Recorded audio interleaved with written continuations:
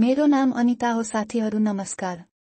म अहिले 22 वर्षको भए। मेरो घरमा एकजना देवर बाबु हुन्छ। बुढा विदेश हुनुहुन्छ। बुढा विदेश गएको 3 वर्ष भयो। मलाई देवर बाबुले साथ दिइराख्नु भएको छ। देवर बाबुको उमेर 18 वर्ष भयो।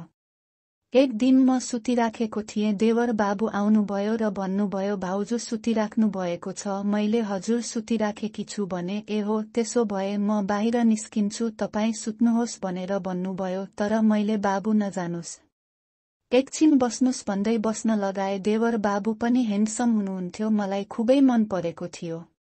नाइ भाउजू, मेरो बाहिर काम छ, काम सकेर आउँछु भनेर भन्नुहुन्थ्यो। पछि जानुहोला भनेर मैले बस्न लगाए। म सुतिराखेको देखेर होला देवर बाबु लजाउनु भएको थियो।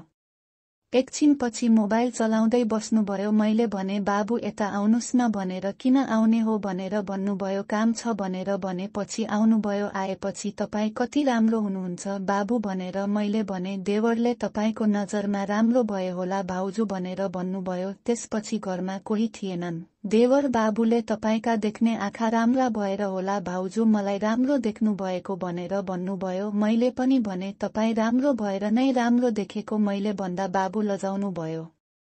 किन लजाउनुहुन्छ म भाउजूसँग भनेर भने। एकछिनमा मेरो हट जवानी देखेर होला बाबु पनि मस्किन थाल्नुभयो।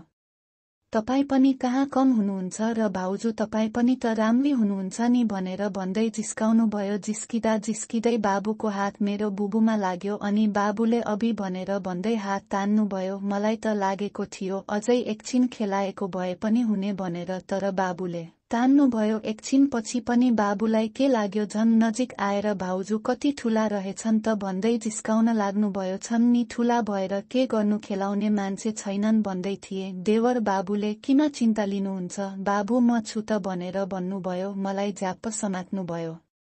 समात्दै बुबु खेलाउन थाल्नुभयो। मैले भने, बाबु दाइ गएको यत्रो वर्ष भयो, मनको कुरा हजुरले बुझिदिनुभयो। आज यत्रो वर्षपछि देवरसँग सम्पर्क राख्दा कस्तो होला भन्ने मनमा कुरा खेलिराखेको थियो। एक्कासी बाबुको हात मेरो पुतीमा लाग्दै भन्नुभयो, अभि कति धेरै पानी आएको भाउजू भनेर भन्नुभयो। मैले भने, आउने नै भयो, यत्रो वर्षसम्म नगरेर बसेको आज हजुरले गर्दै हुनुहुन्छ, तपाईको पहिलो हो भनेर भने। हजुर, मेरो पनि आज पहिलो अनुभव भाउजूसँग हुने भयो र ममाथि चढेर बाबुले मज्जाले बिस्तारामा पल्टाएर मलाई गर्नुभयो। त्यो दिनको चिकाइले मेरो 3 दिनसम्म दुखिरहेको थियो।